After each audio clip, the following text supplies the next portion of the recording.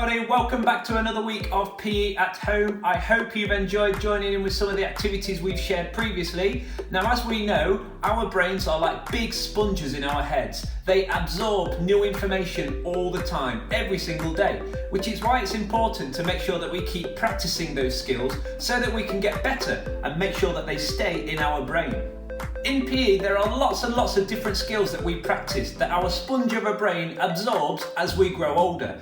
Things like running, hopping, jumping, kicking, throwing, catching, swimming, and cycling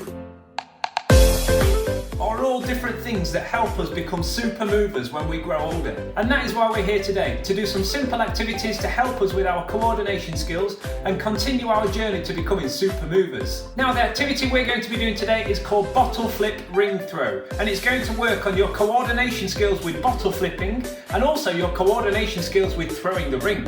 Here's what you'll need for this activity. First of all, you're going to need to get yourself a plastic bottle. Now make sure that this bottle is about a quarter of a way full with water. Then you need to make your throwing ring. The best way to do this is to use two pieces of paper rolled up together and tied at the end. If they don't tie together very well, then you can use some sticky tape to stick them together. Have a look at the video to see how I do it.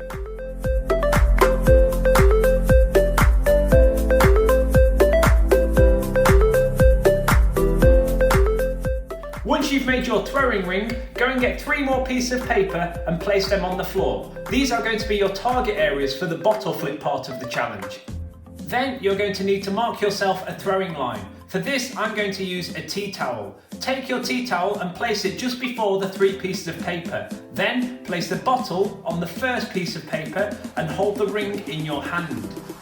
So here's what you need to do. First of all, you need to flip your bottle so it lands on the piece of paper. If you manage to do this successfully, take your ring to the throwing line and then try and throw your ring over the bottle.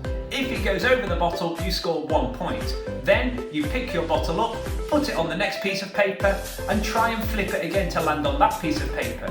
Each time you go up a piece of paper, you score another point. How many points can you score before the timer runs out? As always, we can make these activities easier or harder, so you need to think about where you are in your learning zone before you start this activity. For challenge number 1, we can make it easier to throw our ring over the bottle by changing the size of our throwing ring. All I've done is I've added an extra piece of paper to make my throwing ring a little bit bigger.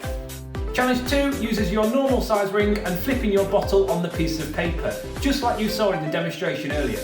Challenge 3 is where you can really stretch your learning zone. Become creative and make it as difficult as you like. Maybe you can change the distance between the piece of paper or change the volume of water inside the bottle. How can you change this activity to suit your learning? So here we go, here's my attempt. I'm going to put myself 2 minutes on the clock. Let's see how many points I can score.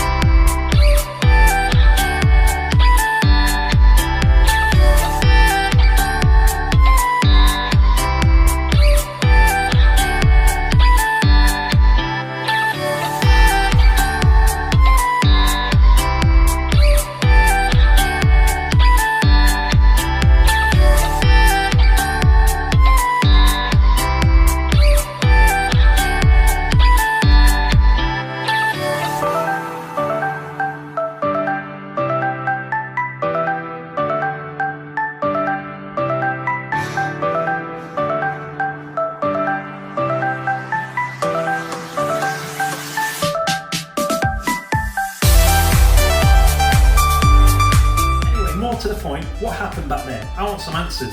All you had to do was flip in the air and land on the bottom, just like you've been doing, but you've let me down, and I can't believe, Anyway, there is my score of 6. See if you can match my score, or even better, beat it. Make sure you choose a bottle that will flip for you as well. So that is all for your PE at home activity for today. I hope you have lots of fun playing it. Remember, your brain is a sponge, and the more you practice, the better you will become. Now I'm going to have another go, but I can't seem to find my throwing ring. Has anyone seen it? No?